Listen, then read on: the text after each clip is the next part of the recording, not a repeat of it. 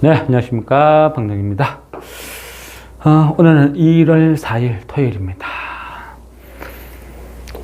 주식, 우리나라에서 주식을 하면 어쩔 수 없이, 그죠? 테마. 이 테마라는 것은 뭐 피해갈 수가 없어요. 근데, 테마도 이래 보면요. 좀 뭔가 뽀대나는 거, 좀 있어 보이는 거. 이런 테마가 있고, 참, 낯뜨거운 거. 그죠? 뭐, 같은 고등학교 나왔다. 같은 지역. 같은 그죠? 파평윤시다. 이런 거는 좀, 그죠? 좀 구질구질하죠. 쪽팔리죠. 그래서 테마를 해도 조금 어떤 품격 있는 테마를, 그죠? 거론하면, 공부를 하면 좀 재밌어 보여요. 어떤 국회의원이 성이 뭔데, 어느 집안에 몇 대 손인데, 어느 회사에 누가, 사회이사가, 에휴, 그거는 좀 쪽팔려요. 우리가, 그죠? 이 공부를 할 때 항상 재미난 것은 뭔가 그래도 어떤 대화를, 그죠? 공부 소재, 대화를 해가는 수준, 이런 게 중요하다는 거예요. 우리가 한때, 그죠? 한때, 양자에 대해서도 엄청나게 공부를 많이 했죠. 근데, 어쩌지 하다 보니까요, 2025년 새해가 됐는데, 올해 새해 때, 유엔에서 올해는 양자 과학 기술의 해다 하고 선포를 해요. 그러면서 유엔에서 양자 과학 탄생 100주년을 축하. 그래서 요즘 주식시장이 뜨거운 거예요. 양자. 어쩌지 하다 보니까 양자, 그죠? 막 갖고 있던 거, 물렸던 거. 돌아가면서 다 올라죠. 그러니까 아이고, 감사합니다 하고 이놈 팔고 저놈 팔고 했는데 훨씬 더 올라버려. 그죠? 장도 하수상하고 이래저래 하니까 다 팔아버렸어. 기회 줄 때마다. 그런데 더 올라버리니까 아이고, 속상해. 그러죠. 그게 이것이 주식이다. 그렇게 봐야 되는 거죠. 올해 CES 2025, 그죠? 이거를 보면 참 약간 격세지감 이런 것도 많이, 느껴요. 기조연설에서 요즘 최고로 핫한 스타, 그죠? 젠슨 황이 나서, 차세대 AI 가속기 블랙웰 공개하면서 또 막 이야기를 해요. 어쨌든 전 세계 원톱이니까. 근데 이분이 8년 전이죠. 8년 전. 2017 CES 2017 여기에서 나왔을 때 뭐라 했냐면 AI 기술 구상과 시장 이런 거에 대해서 막 설명했어요. 내 생각에 앞으로는 AI 시장이 확 펼쳐질 것 같아. 그럴 때는 어떤 기술이 막 나올 것 같고 2017년도 그런 이야기를 했어요. 그때는 AI가 뭐야? AI 하니까 조류 독감? 이런 시절이었는데. 그죠? 2024년을 가장 핫하게 전 세계를 지배한 젠슨 황이라는 거죠. 그래서 우리가 CES 2025 이런 것들 보면 기조연설 이런 것도 유심히 보면 미래가 보인다. 이렇게 볼 수도 있겠죠. 그래서 좀 심도 있게 공부를 해두는 것도 중요할 것 같아요. 자세히 알아보는 것도 중요할 것 같아요. 왜? 결국 이게 가까운 시간 내에 테마가 되는 거죠. 근데 우리 사람은 국장에 있는 개미들은 급해요. 그죠? 한 몇 달 기다리면 막 미치고 막 바짝바짝 뛰죠. 한장하죠. 도저히 못 견디. 그래서 다 팔고 아예 관심도 없죠. 미래를 내다보는 기술이라는 건요. 참 어찌 보면 생각보다는 길어요. 2017년도에 젠슨 황이 그 인공지능에 대해서 설명을 해줬어. 다가올 세상은 이렇다. 빛을 본 것은 2024년. 하면 내가 2017년도에 저 이야기를 듣고 주식을 샀다 하면 한 6년, 7년 들고 있는 사람이 있었을까요? 우리나라에서는 불가능이겠죠. 그렇다는 거예요. 우리가 다가올 어떤 이슈가 생기잖아요. 그러면 좀 진득히 봐야 돼요. 근데 우리는 잘못된 이 투자 때문에 도박장에서 도박을 배워가지고 너무 급해. 이러면 안 되는 거예요. 뭐 좀 솔깃하면 몰빵, 한 방에 다가 몰빵 사놓고. 그죠? 그러고 와, 나는 물렸어. 빼도 박도 못해. 이래 된다는 거예요. 그래서 항상 분할 매수. 분할 매수는요, 습관해야 돼요. 습관적으로 무조건 해야 돼요. 주식판에서 살아남는 방법이에요. 최초에 내가 100만 원을 투자하겠다 결심하면 최초에 30만 원 1차 매수해놓고 여기서 한 5% 10% 떨어지면 또 추매, 또 5% 10% 떨어지면 추매, 이런 식으로 단계 들어가는 거예요. 그래 평단도 낮추고 그 전에 오르면 어때요? 그걸로 만족하는 거죠. 아, 여기 어디야? 사람들은 그걸 못해요. 나는 도저히 그걸 못하겠어요. 그런 사람들은요, 제가 뭐라고 전달해 주냐면 일창으로 보내요. 습관을 고치든지 주식을 접든지 두 중에 하나라고. 주식판에서 타협은 없다. 아, 제 성격이 안 그랬어. 그 성격을 못 고치면 그냥 손해보면 돼요. 그게 주식이에요. 누가 봐주는 거 없어. 친하다고 봐줘? 뭐 그런 거 없어요. 초보라고 봐줘? 그런 거 없어요. 초보도 고수도 똑같이 한가 가면 30% 뚫어 맞는 거예요. 그죠? 고쳐야 돼. 무조건 고쳐야 돼. 분할 매수. 그리고 기다려 보는 거예요. 기다려. 내가 공부를 하고 눈에 보였으면 기다려 보는 거예요. 다가올 세상을. 앞전까지만 해도, 그죠? 이 어떤 우리 주식판에서도 유리기판, 이런 거 한 번 확 바람이 불려다가 삼성 때문에 반도체가 초토화되고 하니까 조용하죠. 그렇지만 이런 유리기판 이런 것도 다가올 세상의 기술이라 생각해요. 그죠? 양자 100년, 올해가 100년, 양자가 100년이에요, 100년. 그죠? 그러면 양자, 그죠? 어차피 올해가 양자가 좀 핫해질 것 같으니까, 그럼 100년 기념으로 앞전에 우리가 공부한 거 한번 복기도 할 겸, 다시 한번 거론해볼까요, 그러면? 정치 이야기 해봐야 재미도 없고 하니까, 이번에 그 CES 2025 핵심을 딱 보면요. 인공지능과 양자의 합작. 로제하고, 브루노인가? 뭔가, 그 외국 가수들이 협업가, 아파트 노래 그냥 난리가 나듯이, 그런 식으로 한상의 콤비가 AI하고 양자가 이번에 100주년. 그죠? 그러니까 그만큼 핫하다는 거예요. 어쨌든 그 CES 2025, 그 요점을 보니까, 우리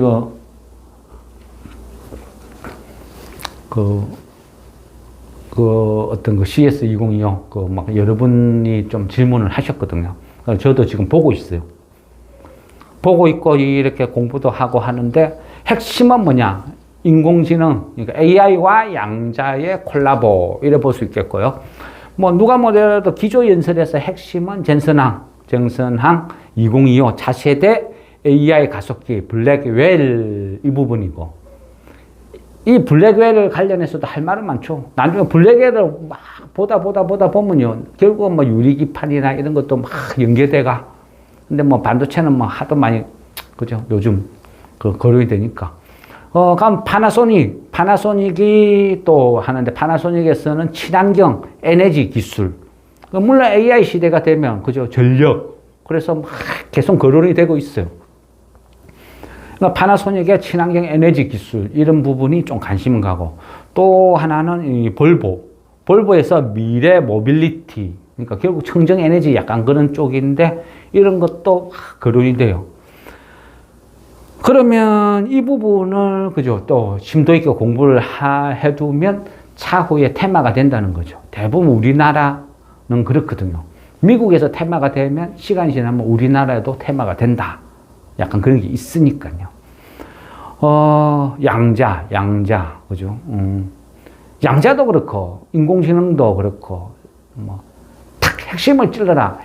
그죠? 핵심만 이야기하면 우리나라는 없어요. 인공지능? 우리나라? 없어요. 있기는 있죠. 근데 레벨이 틀려. 구글 하나, 구글이라는 이 회사가 1년 동안 투자한 금액, 대한민국 전체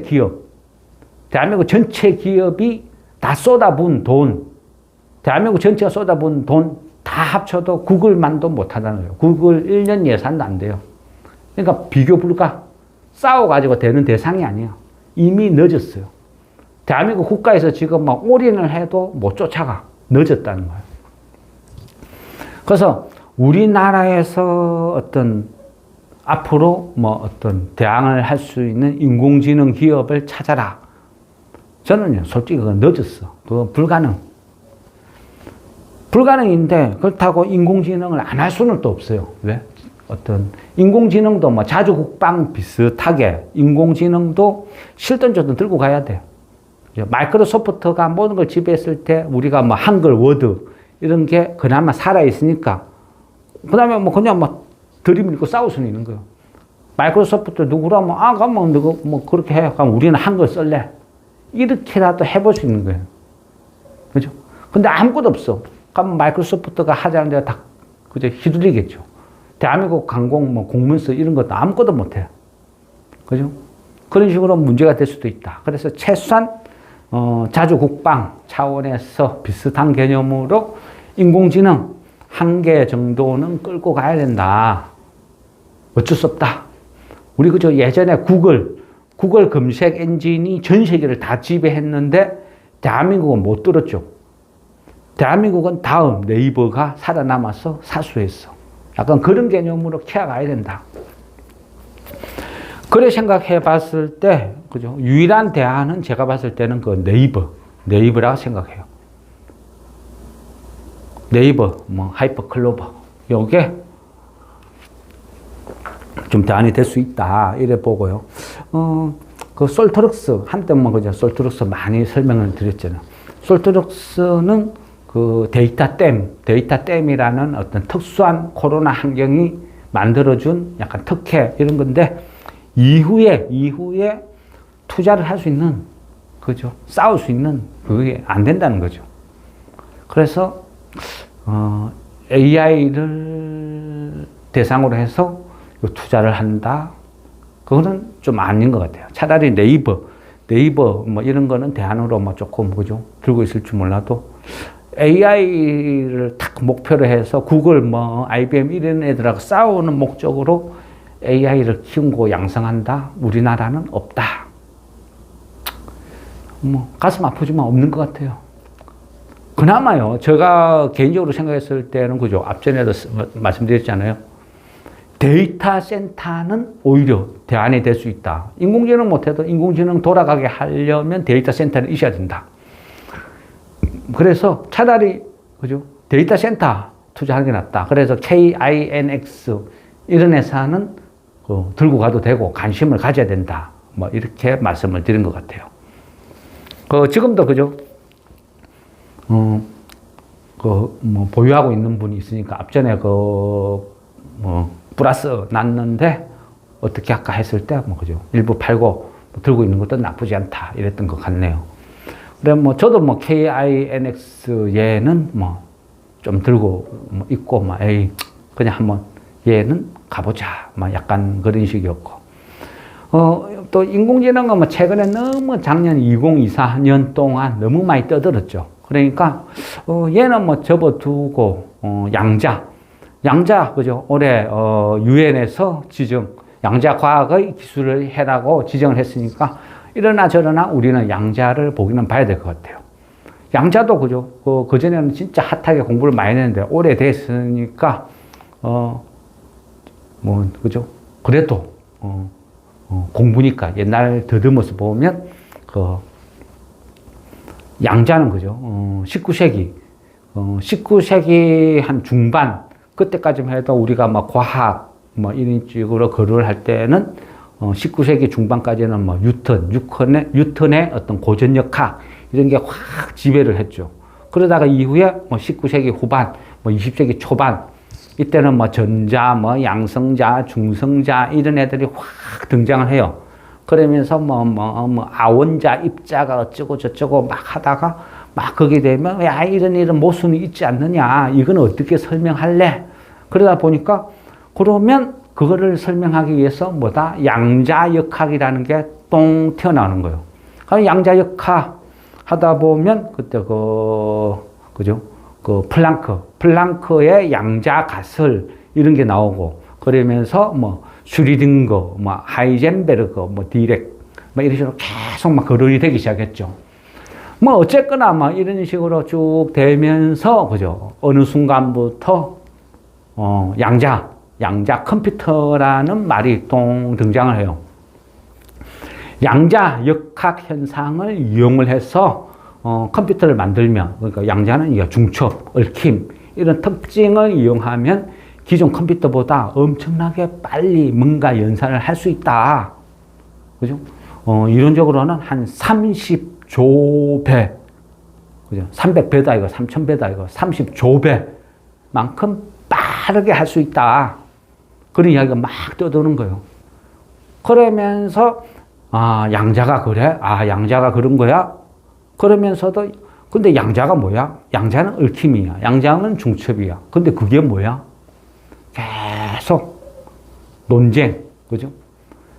양자는, 그죠? 어찌 보면 동양 철학에 가까운 애야. 양자는 약간 맹해. 빠르기는 빠른데 약간, 그죠? 백치미가 있어. 막 그러다가 1980년도, 물리학자, 리차드 파인만이라는 사람, 그리고 데이비드 도이치, 뭐 이런 사람이 양자 컴퓨터의 기본 개념을 쫙 이제 정립을 하기 시작해요. 그리고 1990년, 그죠? 그때, 양자컴의 어떤 기본 정립, 그러니까 우리가 요즘 하는 큐비트라는 게 1990년도, 그때 큐비트라는 말이 나왔어요. 그때는 이제 비트, 그죠? 0과 1. 비트와 달리, 중첩이 된다. 이게 큐비트 개념이다. 이 식으로 최초에 막 나오고. 그러면서 한 2000년도가 들어오면서, 야, 그러면 양자 컴퓨터를 한번 상용화시키자. 만들어보자. 하면서 본격적으로 돈을 투자를 하기 시작하는 거예요. 진짜 세월이 많이 흘렀죠. 2000년도부터 본격적으로 막 돈을 투자해서 하기 시작해요. 그런데 지금 2025년, 1980년대 다 빼버리고 2000년도부터 양자 컴퓨터 한 만들어 볼래 도전한 게 지금 20년이 넘었다는 거예요. 20년. 그 긴 세월 동안 투자를 한 거죠. 최근에 가장, 그죠? 양자 컴퓨터 불 지핀 거.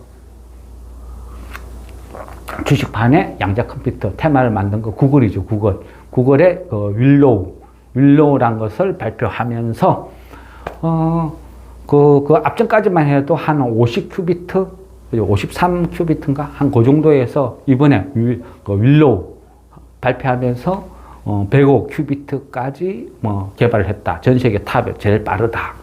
이런 식으로 이야기를 하는 거죠. 그러면서, 양자, 이 테마가 확 불기 시작했어요. 미국장 하는 사람들은 잘 알죠.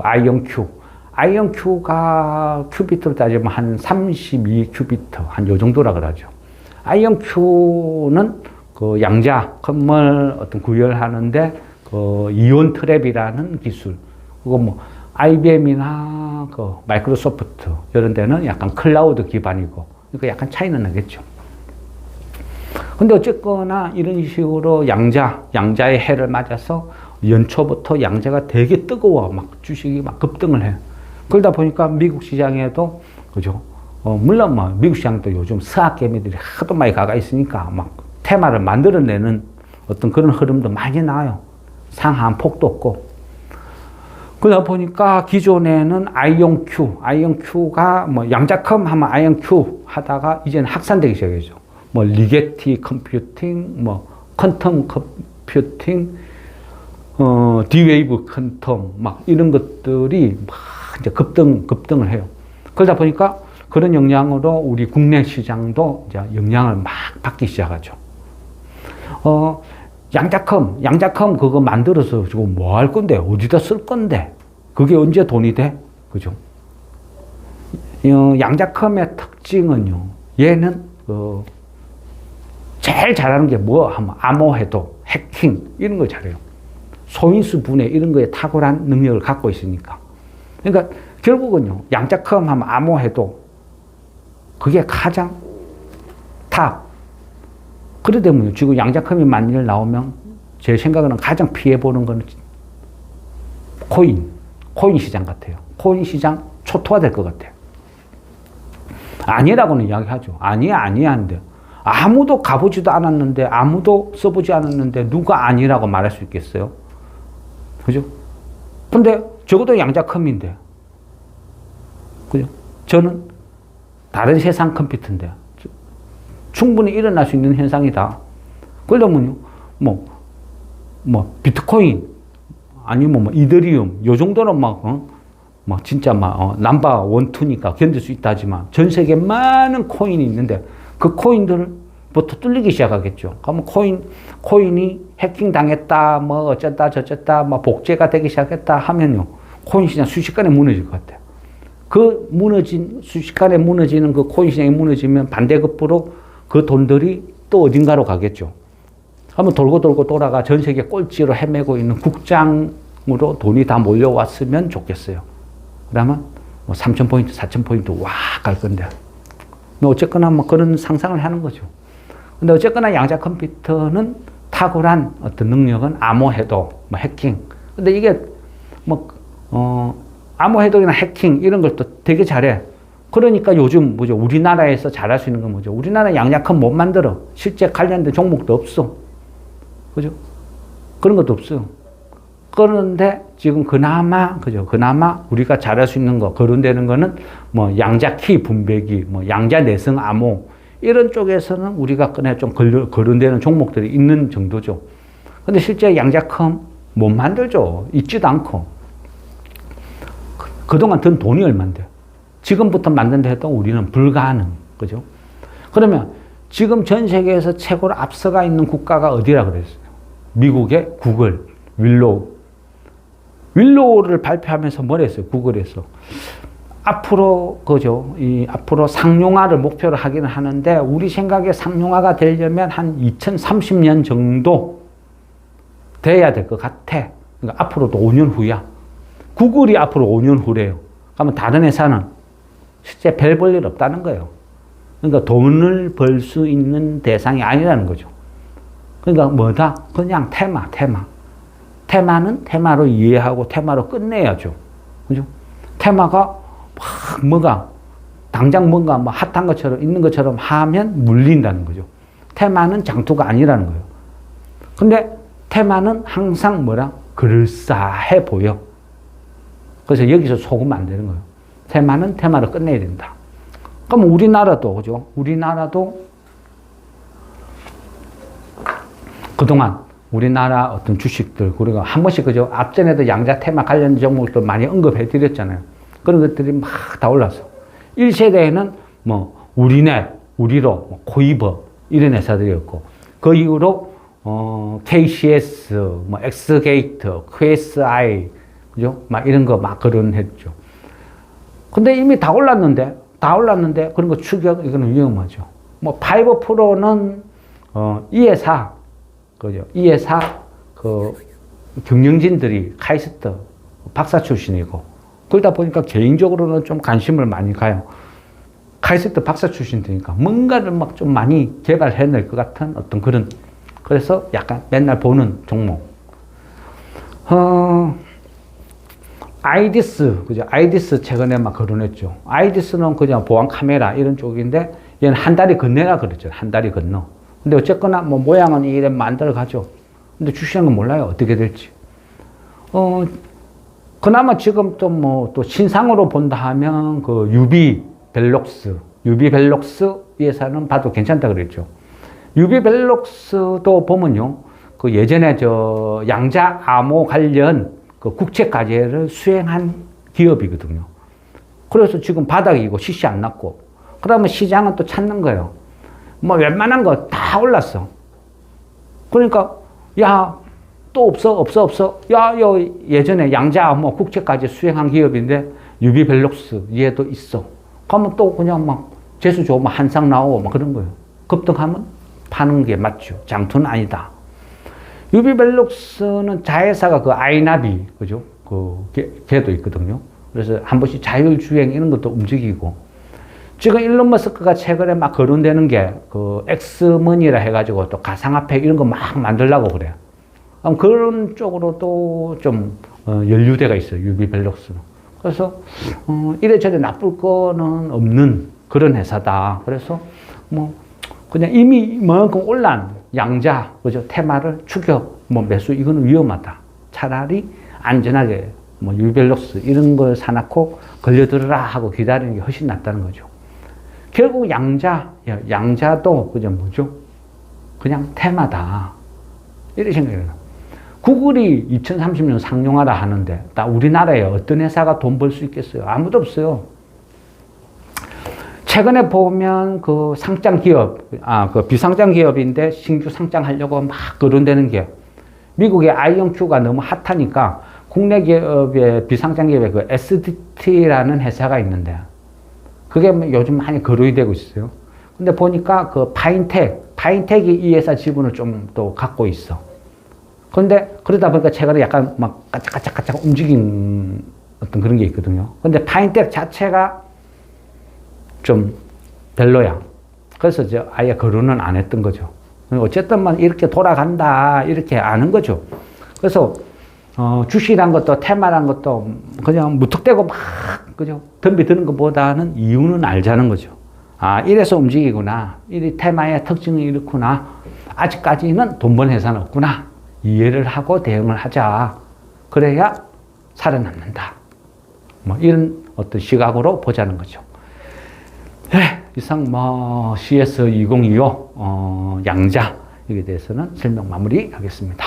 수고했습니다.